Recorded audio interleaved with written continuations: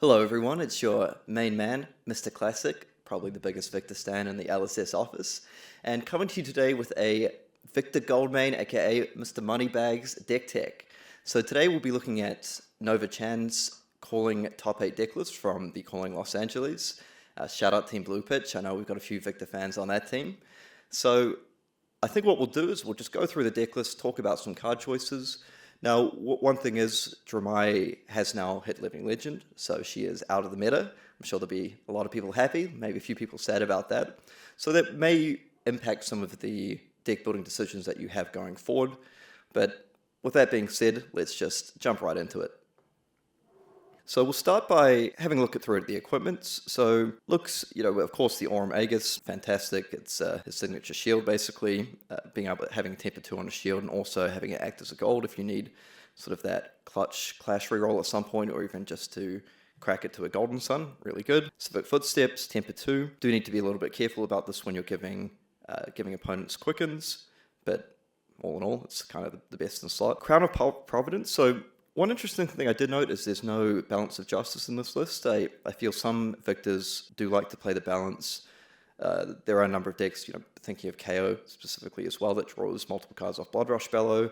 We have things like Dramai with Tome of Imperial Flame. But it looks like this was just maybe a metagame decision to focus on the Crown of Providence.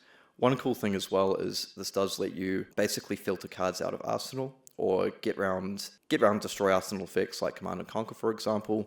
The other thing it does mean, sort of in a pinch, if you have to, you could Arsenal one of your block cards and then ship it away with Crown of Providence. Or, you could even get rid of if you heave something, like for example, Thunderquake, you could ship it away. Now, the other big thing is Findale Spring Tunic, and I know a lot of Guardian players love playing this chest. Going back to, I know a lot of Bravo players and Victor players have played this. I feel there are sort of arguments both ways if you want to play this or Tectonic Plating. Findale Spring Tunic is really nice because particularly over longer games, it is going to generate a lot of value. And just being able to have that guaranteed additional resource on tap when you need it without having to invest into creating a surge is very helpful. We'll get to probably a few plays later on, it lines up with nicely. One of the big things is, of course, your forecast cards. Cards like Chokeslam, cards like Debilitate, for example, being able to play those off one card is really nice. Also, being able to go things like Command and Conquer and Pummel. Whenever you have Tunic on 3, just being able to pitch a blue, play Command and Conquer, you have that 2 floating, you put your opponent in the blender. So what am I going to do here? Gauntlets of Iron Will. Yep, just a fantastic defensive piece. Just having that sort of additional upside, defensive upside on this, as opposed to something like the Craterfist, which you can use, but this one's just a little bit better. Miller's Grindstone, really nice. You're a clash-focused deck. You don't have that many bricks in your deck anyway, so by bricks I mean sort of cards that are not attack actions. To be honest, I feel that quite often with Victor as well, you don't necessarily have to lean on the hammer to grind out games, as the name suggests, but it does get very, very nice at certain points where, if you have to block up with your hand, come in with the hammer, you do get a lot of cards out of your opponent's hands naturally with your high power attacks.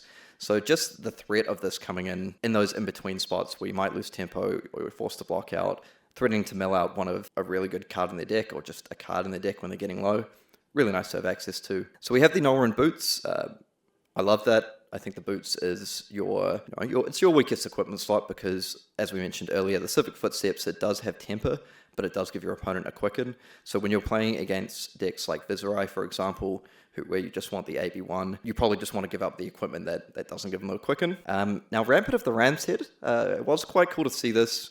I was just thinking through some of the matchups that you might run this in. I think one that does come to mind is something like Viserai that we just mentioned, because if you're pitching to prevent arcane damage through Rune Chants to your Nolran Boots anyway, then having those additional resources to put into the Rampant of the Ram's Head is very nice. I can also see use cases in if you're playing against decks like Dash, for example, that might want to be going an Induction Chamber Teklo Pistol strategy against you. The Rampart of the Ram's Head is very nice to sort of mitigate the fatigue they can present with that. Perhaps there's another couple of matchups if you're playing a really long grinded game and you think this is going to be an important part of your endgame. And then we see the Titan's Fist. Now, I believe the Titan's Fist would probably be more in for matchups like KO, where they have very strong clash potential through their hero ability. They play a lot of high power cards anyway, and then Of course, their hero ability making their clashes stronger makes it a little bit difficult for the Miller's Grindstone to get there. Potentially, you could look at playing this in the mirror if you just think it's important to have or against Bravo, where basically you feel your clash percentage isn't high enough to justify the hammer, and you really want to retain that breakpoint for the entire game. The Titan's Fist is just pretty much that guaranteed pitch 1 blue, attack for 4. Once we get to the blues, we'll see, I believe, pretty much everything in the deck does turn that into 4. So just one quick note as well. Looks like we have 9 equipment slots. One thing on the null rune, actually, that I didn't mention is it looks like Nova chose not really to respect Kano, thinking, I'm just going to run the null rune 1 rather than commit multiple cards in the 80 to play something like null rune 3. That may have just been a metagame call. Perhaps there's only going to be 2 or 3% of people playing Kano at the calling. I might not play any of the entire event. The other thing is there may have been a feeling that Kano is such a difficult matchup that even with AB3 or Arcane Barrier 3, it's still difficult. So I'd rather have as many slots as possible to shore up maybe my difficult matchups and solidify the good ones that I don't necessarily want to play Arcane Barrier. I think if you're going to your ProQuest in a local metagame and there's a lot of Kanos, this might be something that you would consider going, if you test the matchup, you decide you do want Arcane Barrier 3 or potentially even Arcane Barrier 4. Arcane Lantern in the shield slot is also a good option. You could do that and maybe look at running some number of Oasis Respite. Now, moving on to the red attacks. If we look through the big red attacks here, we have things like Chokeslam. Chokeslam is very nice. The Crush effect is an effect that decks like KO have to respect. If this comes in through and crushes, then they are not going to be gaining power from their might tokens, which is always a nice thing to have. There's sort of a number of other decks that this works with. If you're playing against assassins, for example, it makes them more difficult to sort of attack react over, push through a little bit of damage here and there. There's even like small use cases, for example, if someone wants to play an Enlightened Strike for 7, Chokeslam shuts it off. Quite importantly though, it's that 4-8 stat line. So generally, if you have access to something like a Vigor, or if you have access to your resource off your Farndale Spring Tunic, it just makes that line up very nicely, being able to pitch 1 blue, come in for 8, and it hits a breakpoint over defense reactions like Sink Below. Command and Conquer, I mean, what can we say? Just an all-time card, all-star, very, very nice. Really just helps keep presenting disruption into decks that may want to keep big hands against you. Basically, I feel with Victor at times, you want to be keeping tempo, and the way to keep tempo is by presenting damage, either big enough numbers or disruption as many turns as possible. Command and Conquer is a fantastic card at doing that. If your opponent has an Arsenal card, you come with this. You're either getting equips, you're getting 2 cards, or you're blowing up their arsenal. Particularly in conjunction with cards like Pummel. Command and Conquer Pummel has been around since the Arcane Rising days.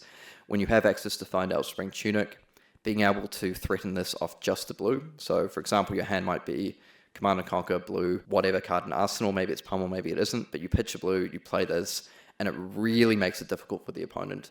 So they have to kind of figure out what's the worst case scenario. At times, you get people sort of putting their whole hand in front of this. Maybe you don't have the Pummel, you've just bought yourself another turn. Or they block for 6, you get the blowout off the Pummel.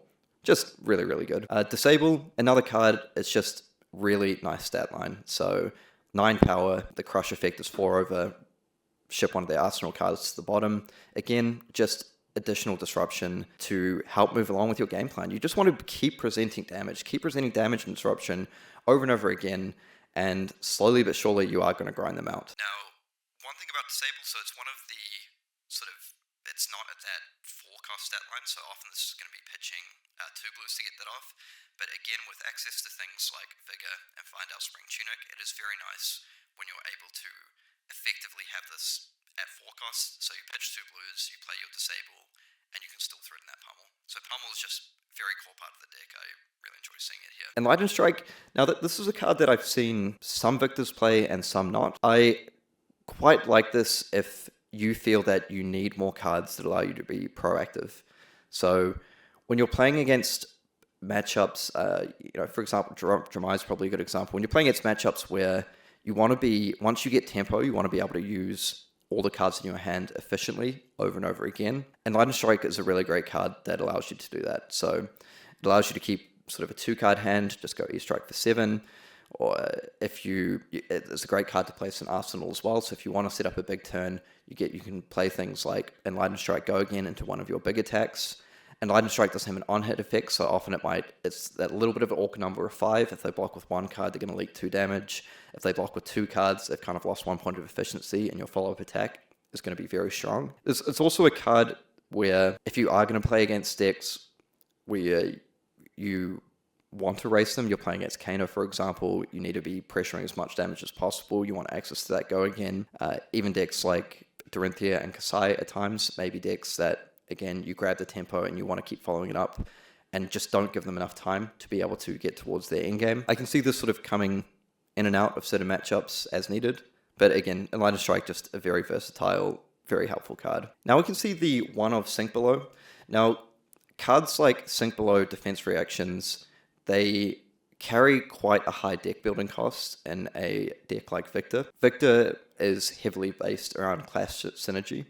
So when you are wanting to play cards that will brick your clashes, you need to have a very good reason to do so. Now, cards like Sink Below and Staunch Response, they do serve a purpose in that they just give you that insurance, that sort of option to play around some of these, blowout attack reacts or lethal damage in the end game. I quite like just playing one-on-one.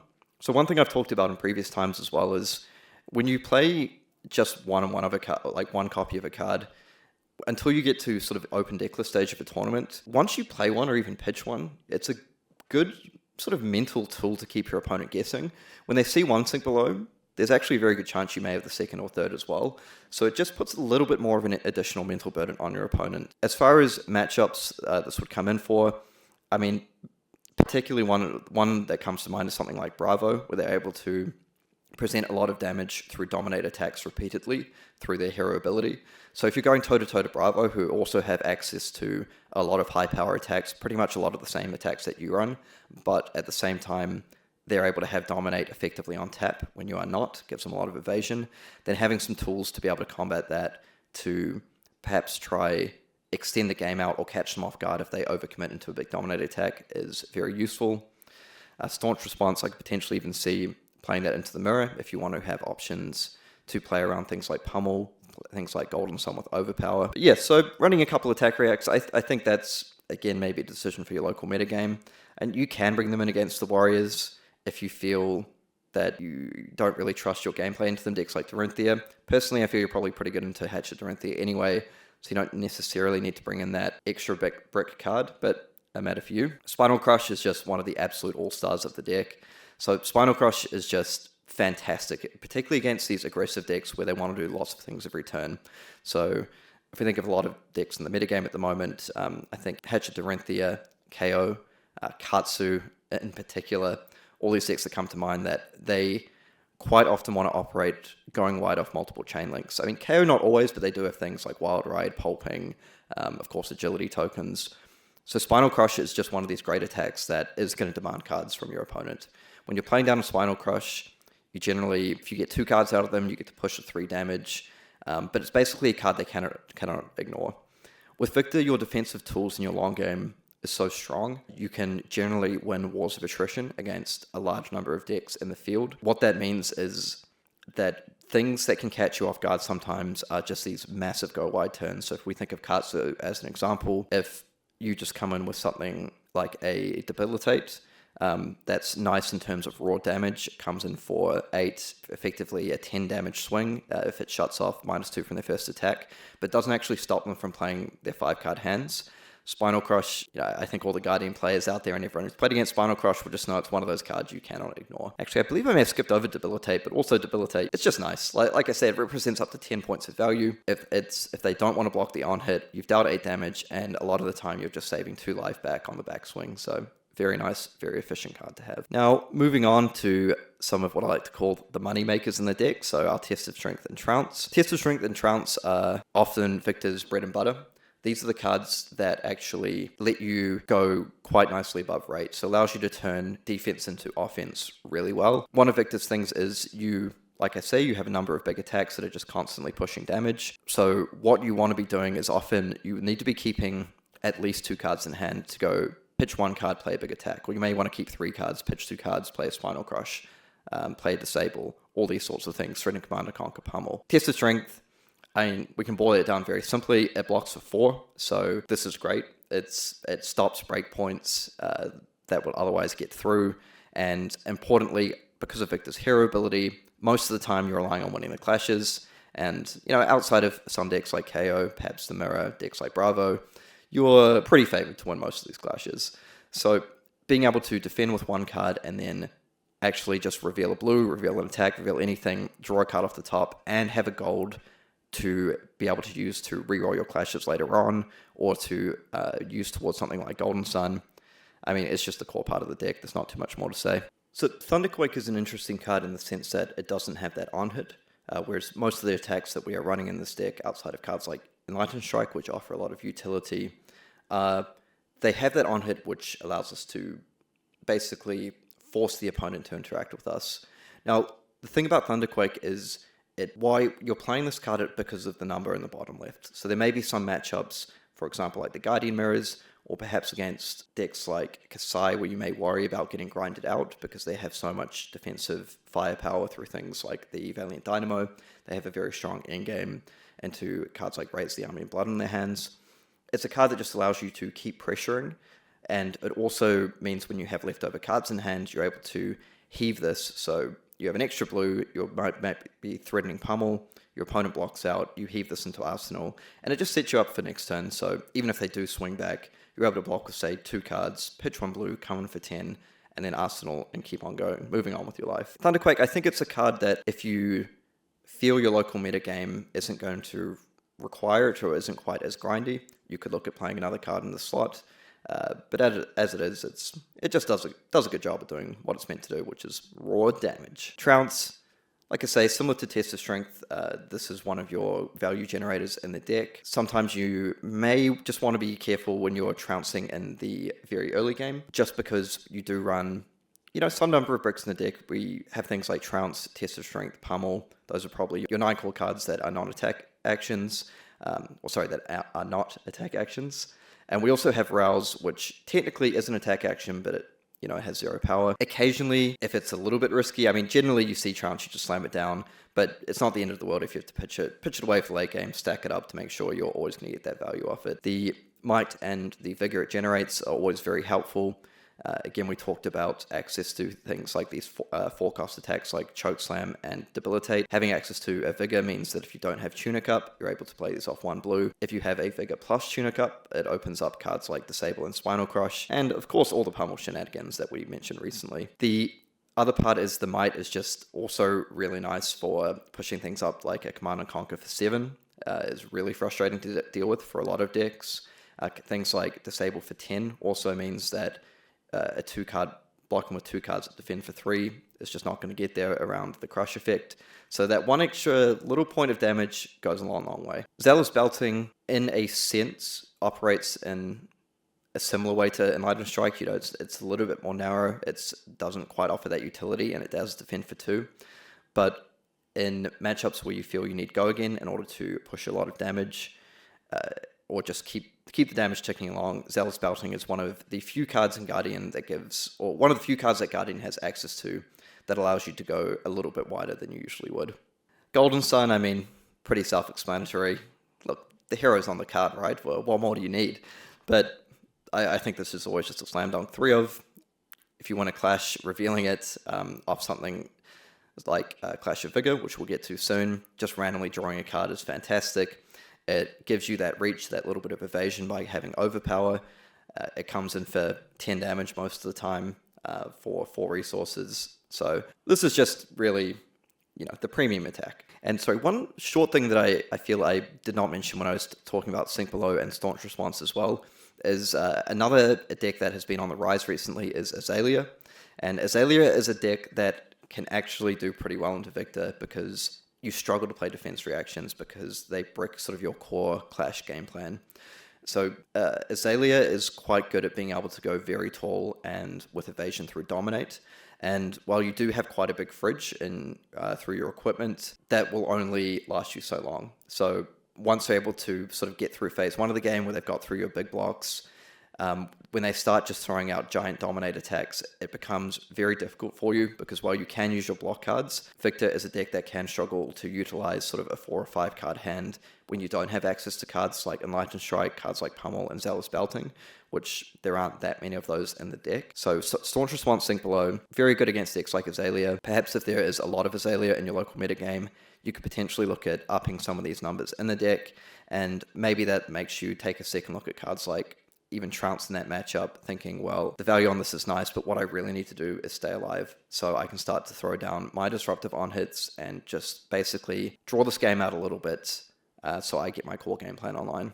One of the red attacks as well that I can see is not being played in this list, and I understand why, is Prime to Fight. So Prime to Fight, again, suffers a little bit from the same thing like Thunderquake, in that it doesn't offer an on-hit. You really need cards, you really kind of want cards like Trounce to be lining up with Prime to Fight in order to play it. I do think that with decks like Dramai leaving the meta, which means perhaps you need slightly less poppers, so poppers are just a slang term for 6 power or more attacks in your deck. With decks like that leaving the meta, I think it may open up the ability to play Prime the Fight if you run Clash of Vigor as well as Clash of Might. So you really want to have at least one Vigor or one Might. So if you have a Vigor at the start of your turn, this means Prime to Fight is effectively, in a way, you pitch a blue and it comes in for 9. Or if you have a Might and a Vigor, it's just absolutely fantastic. You pitch a blue, you come in for 11 damage. You can't ask for more than that. So I'd encourage people to consider Prime to Fight if it makes sense in the local meta. Anyway, moving on. Sorry, we're a little bit all over the place. I just love Victor so much. I see a card, I have to talk about it. Or I think of a card, same thing. In general, for our blues, we just want to be playing high power blue attacks. So as we go through this list, you'll probably see a common theme, and that outside of utility blues, everything is looking to be ideally at about 6 power. So Buckling Blow, some of them do have nice on-hits as well. So you have things like Buckling Blow, which can put a -1 counter on equipment, and cards like Choke Slam, which offer a nice on-hit. Debilitate down here. A lot of these cards are mirroring the red cards that we already play in the deck. Disable as well. I can see that we, in this deck, Nova decided to play Clash of Vigor and no Clash of Might. I believe I agree with that. The Vigor is just a little bit more important in the deck for some of the reasons we've spoken about. Having the additional resource and knowing you have the additional resource in order to play some of your 4-cost cards, Chokeslam, Debilitate, or even your 5-costs like Disable and Spinal Crush off Tunic is just so important. Like, a lot of the time that just completely outstrips the benefit that you get from +1 power. Having one additional resource can often mean the difference between being able to block for an additional 3 damage or taking 3. So when you look at it in that sense, this never really defends for 6, but if you're a huge Victor fan like me, sometimes you can argue that it does.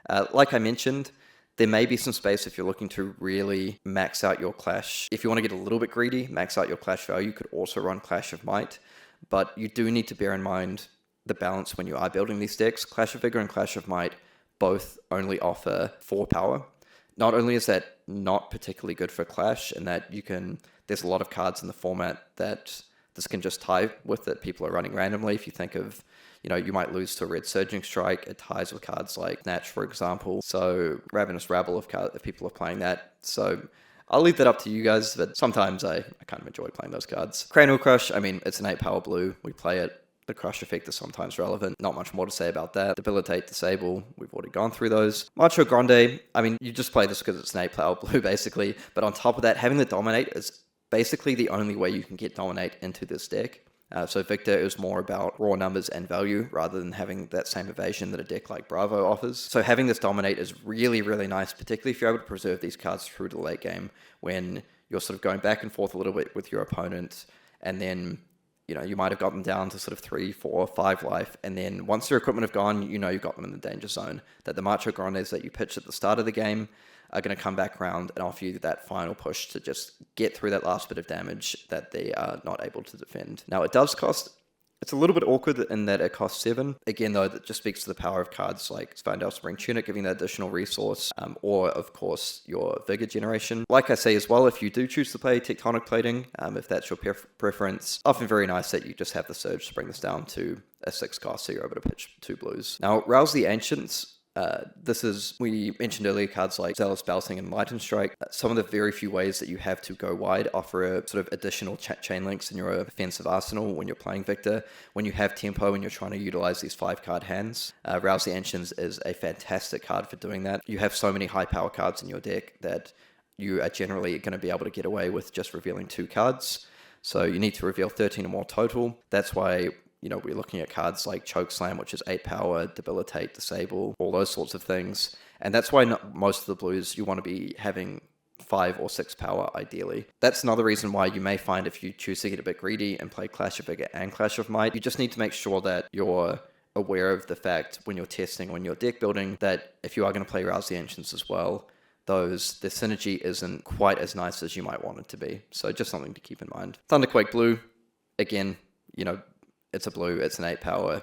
You have access to heave sometimes, which is kind of nice. I would warn you that sometimes you have to be a little bit cautious of heaving this card, because with Victor, you do just want to be offering, like I keep saying over and over again, your turns want to be offering a lot of damage or a lot of disruption, but usually it's disruption that allows you to keep extending the game, which allows you to wait until your test of strengths and trances come around, which really generate the value that lets you go over the top. If you heave a blue Thunderquake into Arsenal, sometimes it feels like a great idea at the time, but if you're not able to get rid of it, it can be a little bit annoying. Like a good example is you're playing against a Katsu player, for example. You put down your Thunderquake in Arsenal, they have an absolutely massive turn where you're forced to block with your entire hand, maybe an equipment or 2. Suddenly your surges go away and you're stuck with an 8 power vanilla attack with no on-hits. It's going to cost you 6. Now, I did mention earlier, Nova has decided to run the Crown of Providence instead of Balance of Justice in this list. That does mean you can be a little bit greedier with going for these heave plays. And yeah, speaking of Katsu as well, again, a deck that can play cards like Art of War. If there are a lot of decks in your metagame that want to draw multiple cards, whether that be, you might even have a few mid-range dashes out there that are playing cards like Tome of Findale, of course your KOs we've mentioned, even some fires floating around Katsus. I would encourage you to consider a card like Balance of Justice. It just offers so much value. Victor is so good at defending out anyway, but it never hurts that if you draw a little bit of an offhand, you haven't seen your test of strength, you haven't seen your trounce. The Balance of Justice is just a good insurance policy to ensure that you get through to the end game. And moving towards the last few blues here, we have Thunk and Wallop. Now, as you can see, these are largely utility blues. Their stat lines are actually pretty bad. I mean, you're not really wanting to pay 5 to come in with a Wallop for 6 that offers no on-hit, and the same for a Wallop that, comes forecast that comes in for 5. But the important thing is here that when you win a clash revealing these, you are able to make these Might and Vigor tokens. So that is really, really nice for all the reasons we've already talked about. Your Might tokens, your Vigor tokens just offer so much value in this deck. Again, that's why I kind of like sometimes looking at cards like Prime to Fight. If you're running Thunk and Wallop and Clash of Vigor, I feel the final piece of the puzzle, all you need to do is try sneaking that Clash of Might into your deck somewhere, and suddenly Prime to Fight is looking pretty good. But again, I think some of that does come down to what your local metagame looks like. If there are decks where that raw, where you actually just need a bit more go again, a bit more disruption rather than raw power, then I can see why Clash of Might doesn't quite make the cut there. I really like seeing Wallop making it back into some lists. I think there was a time where I was looking at quite a number of Victor decks online, and Wallop was not played. I was sort of trying to have a think of one of the reasons for that. I do believe with decks like Dromai and Prism, particularly Dromai, very present in the meta, the fact that this offers a very poor stat line and does not act as a popper for their dragons, or in Prism's case, heralds, may be a bit of a knock on this card. If you don't actually manage to reveal it to a clash, you don't get the value out of it. It feels pretty bad having this. But I think, again, with Dromai gone, and it's just the threat of Prism now, I really like cards like Wallop. Thunk and Wallop, I love them. I play them. Okay, so that pretty much gets through to the end of looking through all the cards. Thinking of a few alternate cards, I believe I've already mentioned a few. The main ones probably being things like Clash of Might and Prime to Fight, if you feel you can get these into your deck. Just thinking through some of the matchups for the matchup spread. If your local metagame is packed with decks like Katsu, Hatchet Dorinthia, I think those are the decks that you really want to target. Prism is a bit of an interesting one these days. I feel on the face of it, you might just think, well, hey, look, I have all the poppers in the world, so the heralds are never going to hit, and I can just get there, it's no problem. I feel that is a matchup where cards like Enlightened Strike, Zealous Belting, Rouse the Ancients can really come through, because while you can present a lot of damage, Victor is not a deck that is good at closing the game quickly. What you want to watch out for is letting them sort of start getting into a ALS loop where they're just able to repeatedly recur this, build up a bunch of angels, and suddenly you're just trapped in this board state of having to kill Arclight Sentinel over and over and over again, and you're not actually getting anywhere, and they build up enough utility to actually kill you through things like angel attacks. If you're really concerned about Prism, one option you could do is look at running Time Skippers in your list. So it's only one slot in your equipment, it starts in play, you're going to have to sub out your Civic Footsteps into it, or Civic Steps into it, but that's fine. As we mentioned earlier, it's your probably least valuable piece of equipment anyway. And this just offers the ability to try and break the lock. So if they're relying on this Arclight Sentinel loop, you can pitch a blue to Time Skippers, get your additional action points, and then use your Titan's Fist or your Miller's Grindstone to clear out their Arclight Sentinel, and then come in with a big attack, or try and start clearing the angels to get out of that. As we mentioned earlier, if there's a lot of Azalea popping up in your local metagame, you may wish to consider more defense reactions, just because that's one of the few ways that you can try and get around their very strong Go Tall plan. As far as other decks go, like Kano, like you mentioned, if there is just a lot of Kano, probably a little bit more Arcane Barrier, maybe some Oasis Respite, and run your Go Again package, so you can try and just push as much damage as quickly as possible to put them on a clock. So you don't just want to let them sit there, take a bit of damage, set up their 8th Wildfire combo for lethal. Yeah, I would say that is pretty much it. Victor, one of my favorite decks in the game, one of my favorite heroes in the game, really strong, really powerful. I hope the Victor fans out there are going to continue to keep repping him at ProQuest, which we're in ProQuest season right now. And yeah, that's it from me. Good luck. I hope you enjoyed the deck tech, and we'll see you later.